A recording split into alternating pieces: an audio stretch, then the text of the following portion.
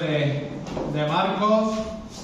Ya queda menos para que pase el mes de enero, el mes de los resfriados, de los constipados, de las gripes. Así que ánimo, que queda una semana y ya ha pasado la cuesta de enero y debemos de seguir firmes, animados en el Señor, sabiendo que, como dice Colosenses capítulo 3, nuestra vida está escondida en Cristo y que estamos bajo su poder, bajo su soberanía, ¿verdad? Bajo su control, así que animémonos los unos a los otros. Y si recordáis, la semana pasada vimos como Marcos, a lo largo de su narración del ministerio de Jesús en el Evangelio de Marcos, hacía una parada y efectuaba un resumen del mismo, desde el capítulo 3, donde estuvimos la semana pasada, desde el versículo 7 hasta el versículo 19. La semana pasada vimos del 7 al 12 y en esta mañana vamos a ver cómo Marcos, movido a Escritura por el Espíritu Santo, y dentro de este mismo el resumen que estaba efectuando, efectúa una transición desde la popularidad y desde el poder de Jesús, que si recordáis eran los puntos de nuestro bosquejo de la semana pasada, y ahora se enfoca y muestra su autoridad a enfocarse en un grupo escogido de discípulos. Ahora vamos a estudiar a este grupo de 12 hombres, algunos de los cuales Marcos ya había presentado. Si os fijáis, por ejemplo, en Marcos capítulo 1, los versículos del 16 al 20, fijaros, dice: vio a Simón y a Andrés, su hermano. Un poco más adelante, en el capítulo 2, versículos 14 y 15, dice: y al pasar vio a Leví, hijo de Alfeo, sentado en el banco de los tributos públicos, ¿verdad? Recordaros cuando estuvimos estudiando y cómo se escandalizaba que se sentaba o que se sentase con pecadores. Entonces vemos a esta serie de hombres que fueron escogidos por Jesús como sus apóstoles. Ellos iban a ser los encargados de anunciar el Evangelio después de que Jesús ascendiese junto al Padre. Y esta selección, como vamos a estudiar en esta mañana, de los 12, no fue una simple elección, no fue una casualidad, tampoco fue algo que pasase desapercibido, sino que cuando el Señor Jesucristo escoge a estos 12 apóstoles, está haciendo, queridos hermanos, una declaración de juicio sobre la incredulidad de Israel. Mirad, aquellos que se consideraban guardianes del judaísmo lo habían rechazado por completo. Fijaros, los saduceos se habían resentido con él por limpiar el templo y desenmascarar su sistema de avaricia. Los fariseos y escribas, ¿verdad? Como estamos estudiando, querían matarlo porque el Señor se había opuesto a la observancia que ellos hacían sobre el día de reposo y porque el Señor Jesucristo afirmaba ser igual a Dios. Incluso los herodianos, como vimos justo antes de este pasaje que estamos estudiando, estaban de acuerdo en que Jesús era un agitador de masas y que por tanto debía de ser eliminado. Es decir, los dirigentes del judaísmo, los dirigentes de Israel, habían rechazado al Hijo de Dios. Dios también los rechazó. Los escribas, los fariseos, los saduceos habían demostrado su indignidad como pastores de Israel.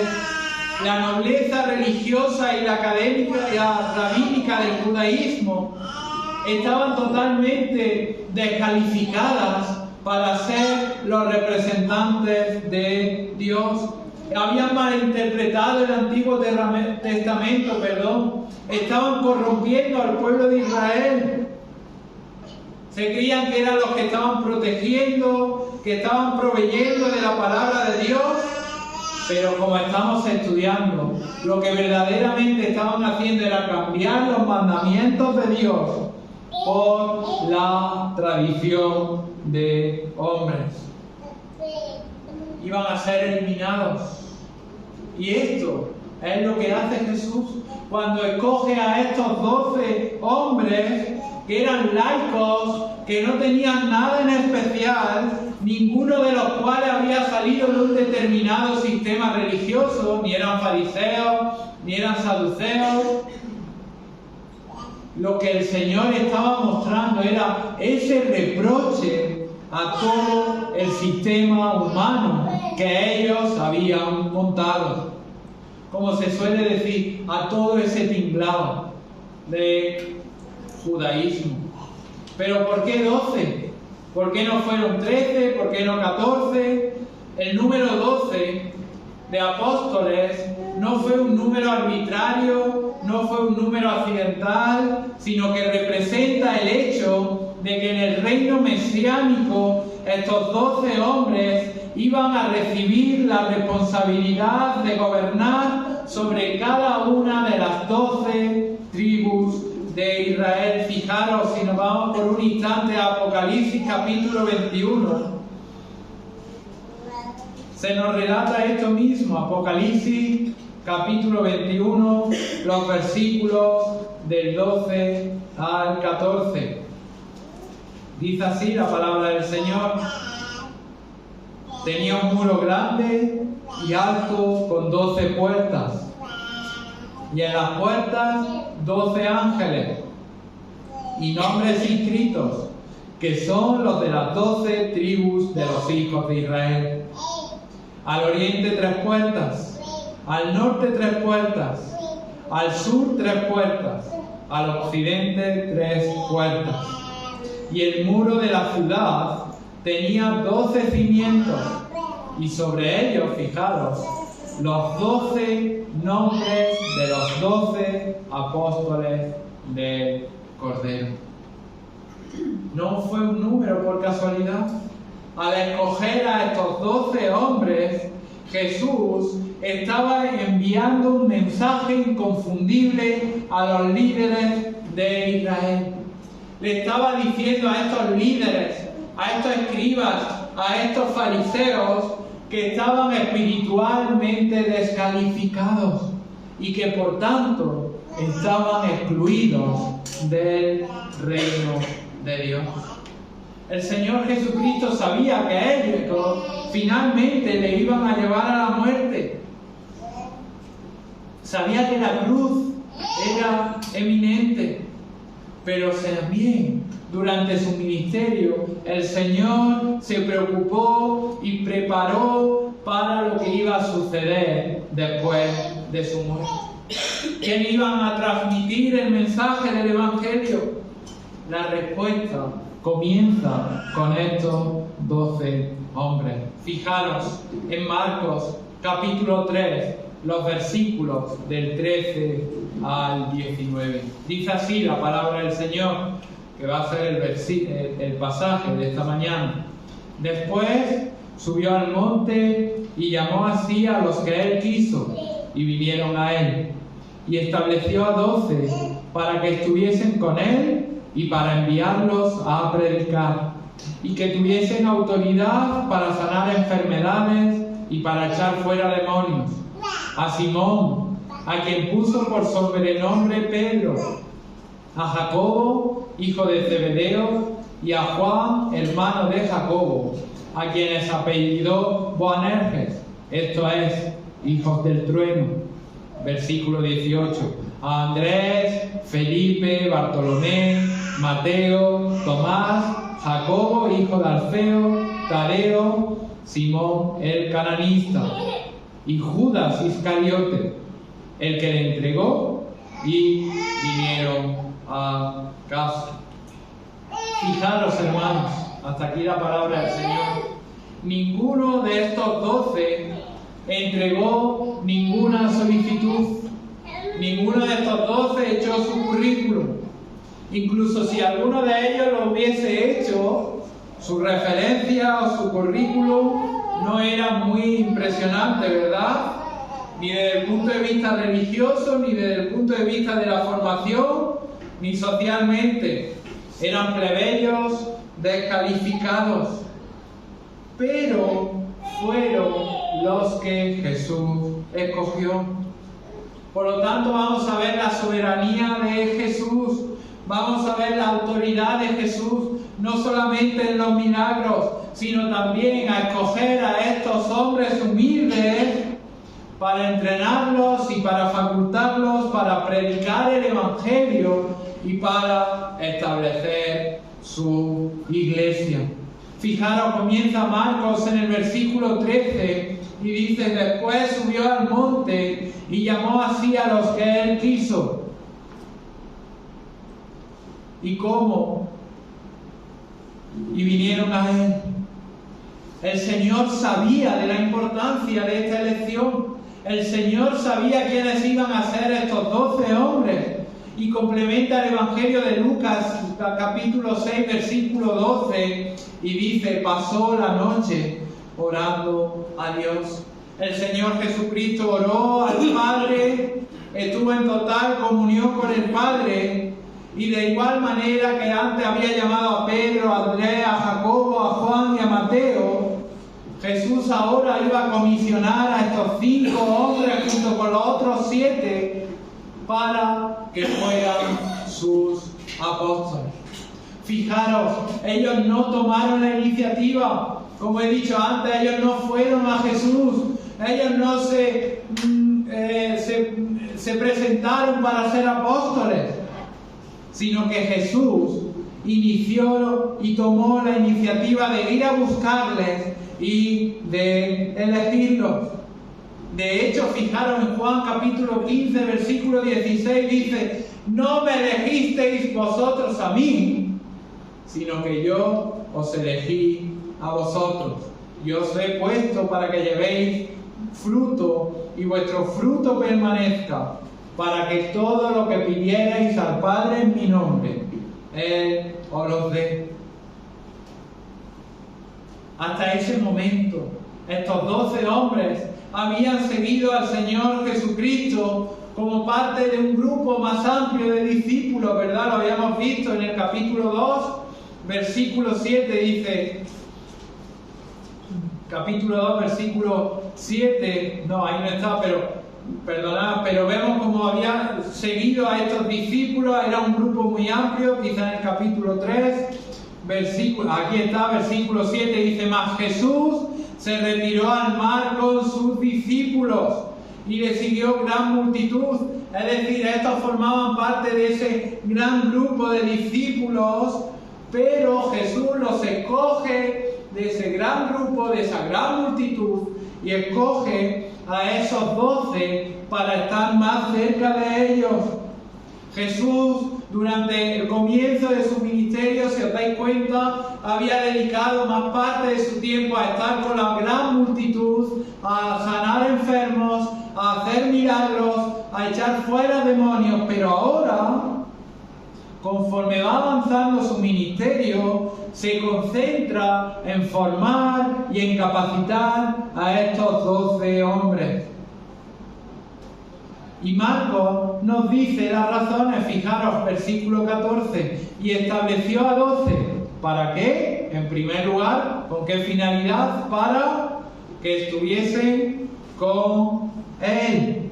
Y en segundo lugar, para enviarlos a predicar. Los 12 serían educados y serían orientados por el Mesías. Serían capacitados como sus aprendices.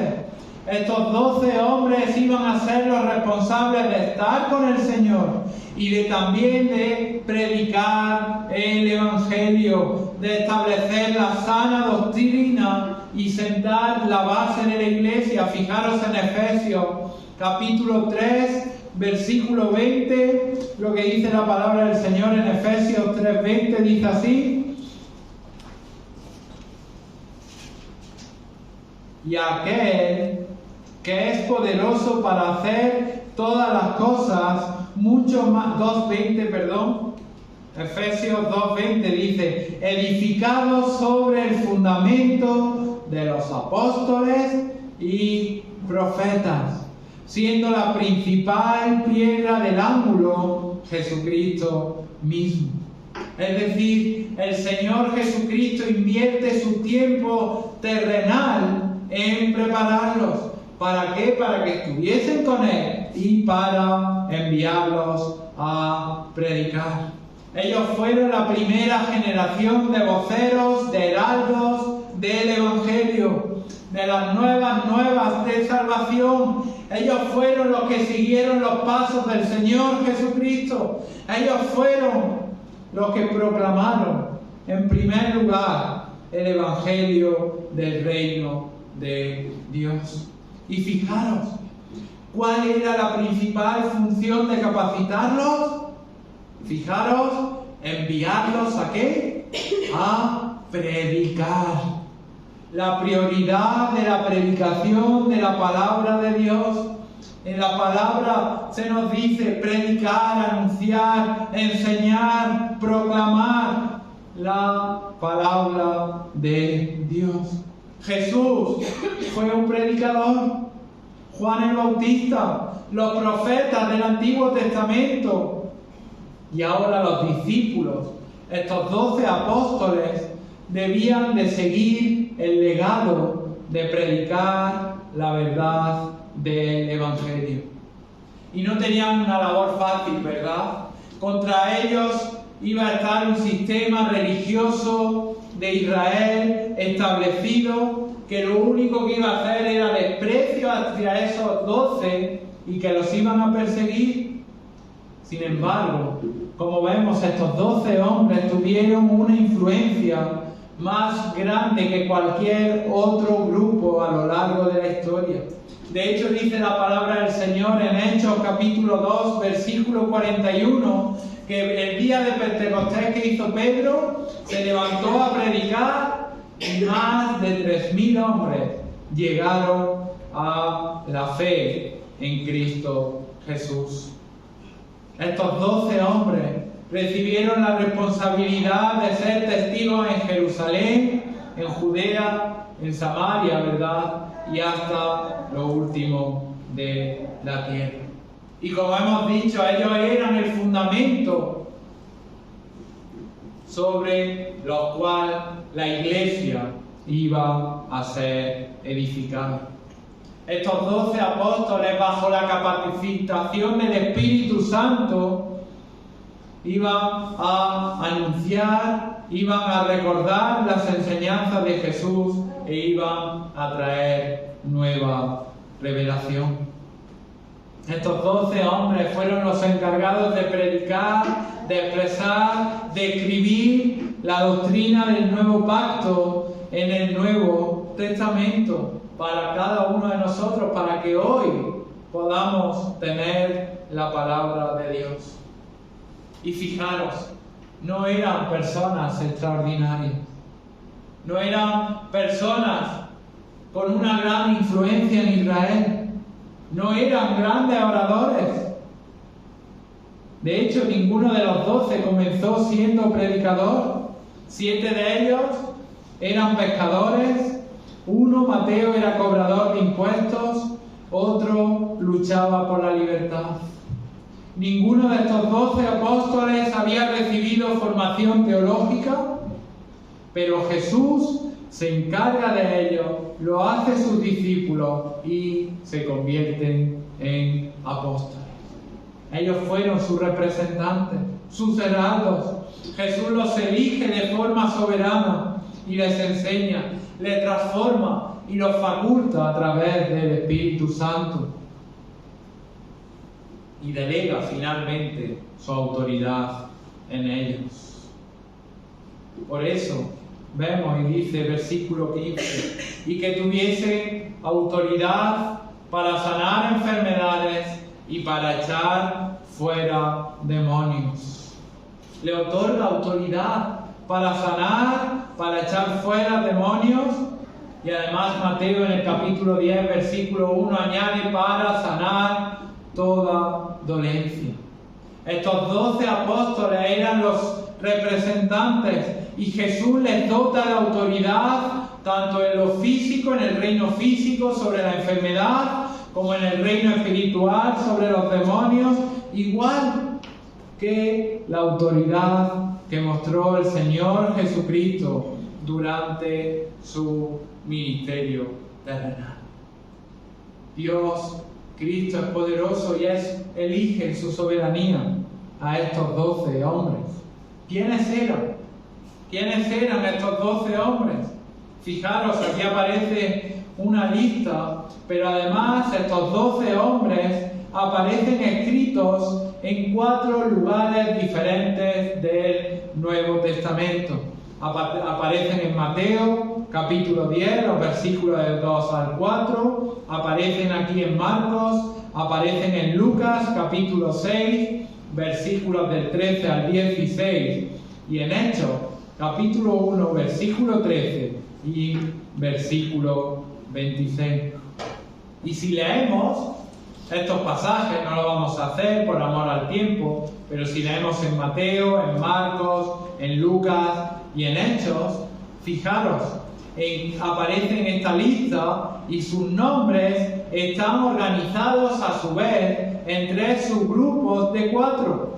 Es decir, estos 12 a su vez se subdividen en 3 grupos y estos 3 grupos siempre están formados por los mismos 4 apóstoles. Y el orden tampoco es arbitrario, sino que es un orden decreciente de intimidad con Cristo.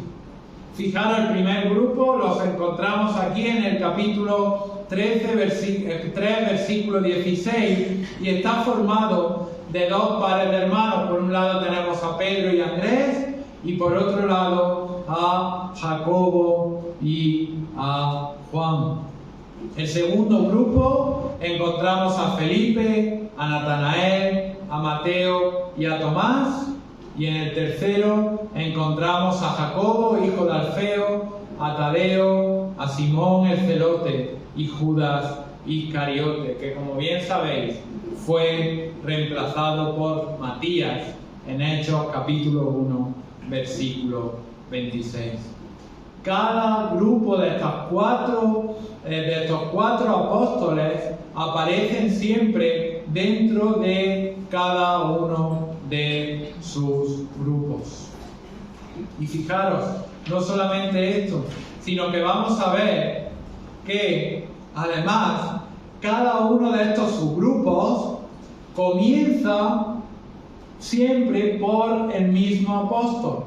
Es decir, Pedro siempre va a estar el primero del grupo 1, Felipe el primero del grupo 2 y Jacobo, el hijo de Alfeo, siempre es el primero del grupo 3. Lo que sugiere que teníamos al Señor Jesucristo, luego teníamos los 12 apóstoles divididos en 3 grupos de 4 y cada uno de estos grupos tenía a su propio líder. Y aunque se conoce mucho, ¿verdad? Y es el que más conocemos de los hombres del primer grupo, conforme vamos bajando en los diferentes grupos, cada vez se conoce menos. Fijaros, comenzamos con versículo 16, Simón, a quien puso por sobrenombre Pedro. Encontramos siempre en esta lista de los 12, siempre aparece Pedro. Este Pedro era el vocero de los otros 11. Como bien sabéis, era un hombre de acción, impulsivo, que a menudo hablaba antes de pensar y que se metía algunas veces en problemas. Pero vemos como el Señor transforma, ¿verdad?, a Pedro y lo hace un líder de cada uno de los apóstoles, un líder cimentado, un líder firme. Por eso, el Señor Jesucristo le pone como sobrenombre Pedro, que significa roca. Era un predicador dominante entre los apóstoles, fue pilar de la iglesia primitiva. Fijaros en Gálatas, capítulo 2, versículo 9, dice la palabra del Señor en Gálatas 2:9. Y reconociendo la gracia que me había sido dada, Jacobo, Cefas y Juan, que eran considerados como columnas, nos dieron a mí y a Bernabé la diestra en señal de compañerismo, para que nosotros fuésemos a los gentiles y ellos a la circuncisión. Eran pilares de la iglesia primitiva. Luego vemos también cómo fue el autor de las cartas, ¿verdad?, que llevan su nombre, y ahí muestra su amor por Cristo y lo hace como un firme teólogo. Y de acuerdo a la tradición, este apóstol Pedro fue ejecutado como un mártir en Roma y fue crucificado. Lo único que fue crucificado boca abajo, y fue porque el mismo Pedro lo pidió ser crucificado con la cabeza hacia abajo, porque no se sentía digno de ser crucificado de la misma forma que Cristo. Luego encontramos, ¿verdad?, a Jacobo, hijo de Zebedeo, y a Juan, hermano de Jacobo. También vidas que habían sido totalmente transformadas. Fijaros, junto con Pedro y dentro de este primer grupo, que como he dicho era más influyente, y Juan, tanto Jacobo como Juan estuvieron presentes en la transfiguración de Jesús. También estuvieron el día de Pentecostés, y vamos a ver cómo estuvieron presentes el día que nació la iglesia. La tradición dice que Jacobo fue martirizado a inicios de la historia de la iglesia, fue decapitado por Herodes Agripa I a mediados de la década de los 40. Sin embargo, Juan fue de los apóstoles el que más vivió aproximadamente hasta el año 100 después de Cristo, escribió 5 libros del Nuevo Testamento y murió exiliado casi al final de su vida. Y dentro de este primer grupo, que es del que más información tenemos, encontramos, como dice la palabra del Señor, versículo 18, a Andrés, el hermano de Pedro. Andrés había sido discípulo de Juan el Bautista, comenzó desde el comienzo con el Señor. Y vemos cómo las pocas veces que se nombra a Andrés a lo largo de los evangelios es siempre para llevar a personas a Jesús. Andrés era el hermano de Pedro y vemos cómo era influyente, ¿verdad? De acuerdo a la tradición, Andrés murió poco después de presentarle el evangelio de Jesucristo a la esposa de un gobernador provincial. Ella se negó a retratarse de su fe, y el furioso esposo hizo crucificar a Andrés en una cruz en forma de esquí. Estuvo allí colgado durante 2 días, y durante esos 2 días que estaba colgado con esa cruz en forma de esquí cruzados, predicó el evangelio hasta que finalmente murió. Luego, en el versículo 18 nos encontramos con el segundo grupo: Felipe, Bartolomé, Mateo, Tomás y Jacobo. Ahí vemos como Felipe era el líder de este segundo grupo. Felipe era de Bethsaida, era del mismo pueblo que Pedro y Andrés, y antes de la alimentación de los 5.000, preguntó dónde podían alimentar a tantas personas. Felipe fue quien en el aposento alto, como dice Juan capítulo 14, versículo 8, dice: Señor, muéstranos el Padre y nos basta. Y el Señor le responde, como sabéis, tanto tiempo hace que estoy con vosotros y no me has conocido, Felipe. Y dice, el que me ha visto a mí, ha visto al Padre. Era Felipe, en esta ocasión muestra, ¿verdad?, cómo en ese proceso de transformación muchas veces los apóstoles eran algunas veces torpes.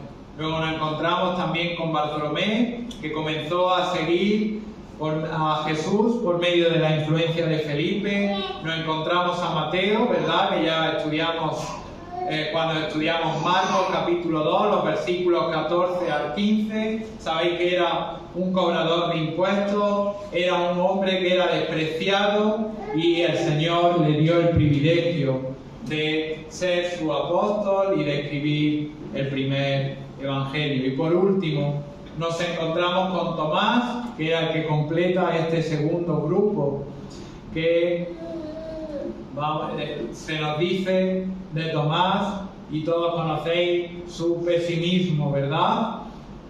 Después, cuando el Señor Jesucristo resucitó, se negó a creer lo que decían los otros apóstoles, ¿verdad? Pero cuando vio al Señor Jesucristo resucitado, le dijo, Señor mío y Dios mío. Finalmente, la tradición dice que este apóstol viajó a la India y allí murió martirizado. Y por último, nos encontramos con este último grupo: Jacobo, hijo de Alfeo, Tadeo, Simón el cananista y Judas Iscariote, el que le entregó. Jacobo, hijo de Alfeo, que era el líder del tercer grupo, no se sabe mucho sobre él. Dice que en Marcos se nos dice que también fue llamado como Jacobo el menor y que su madre era María y seguía a Jesús. Luego tenemos a Tadeo, que también era llamado Judas, hermano de Jacobo, o Judas simplemente, pero no era Judas el Iscarioto. Se sabe también poco de él. Algunos autores piensan que puede ser el autor de la carta de la epístola a los Judas, aunque casi la mayoría creen que fue el medio hermano de Jesús. Luego encontramos Simón, el celote, que, como bien sabéis, junto con Mateo, estaba opuesto al dominio de Roma. Y por último, nos encontramos con Judas Iscariote, que siempre aparece el último en todas las listas de los apóstoles.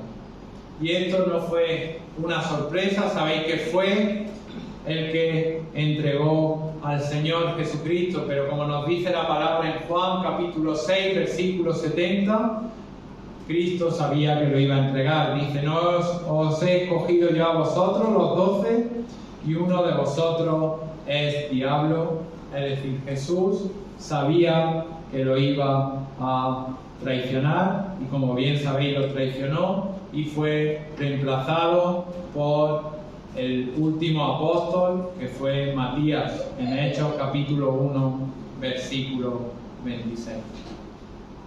Desde un punto de vista humano, estos 12 hombres que he intentado resumir y no cansaros mucho, fueron elecciones extrañas. No eran los mejores, no tenían educación, no tenían una gran formación, tampoco eran influyentes allá donde estaban. Sin embargo, desde el punto de vista de Dios, fueron la elección perfecta. Eran instrumentos débiles e imperfectos a través de quien el poder divino se iba a mostrar de forma gloriosa. Antes de que acabaran sus vidas, fueron usados por Dios para transformar el mundo entero. ¿Qué podemos nosotros aprender de ellos? ¿Cómo este pasaje, que solo hay una lista de nombres, podemos aplicarlo a cada una de nuestras vidas? Pues nosotros Somos estos instrumentos. Somos estas vasijas ordinarias. Somos estos instrumentos débiles. Somos imperfectos. No tenemos nada de extraordinario, nada de influencia, nada de poder. Pero el Señor nos va a usar y nos va a usar con grandes propósitos. Él es Dios soberano. Él tiene el control. Y al igual que usó a estos 12 hombres para anunciar y para hacer la base y crear la edificación de la iglesia, usa hoy en día a sus hijos para proclamar el mensaje del Evangelio, para mostrar su poder sobre el pecado y sobre Satanás. Cristo escogió a 12 hombres comunes y corrientes y los transformó. Y Cristo nos escoge sin nosotros buscarlo, sin nosotros quererlo, y nos transforma y nos lleva en santificación y nos utiliza para la edificación y para el crecimiento de su iglesia. Confiemos en el poder de Cristo que nos comisiona, como vemos en Mateo capítulo 28, y confiemos en el poder del Espíritu Santo que nos capacita para anunciar las verdades del Evangelio. Pues que el Señor bendiga su palabra. Amén.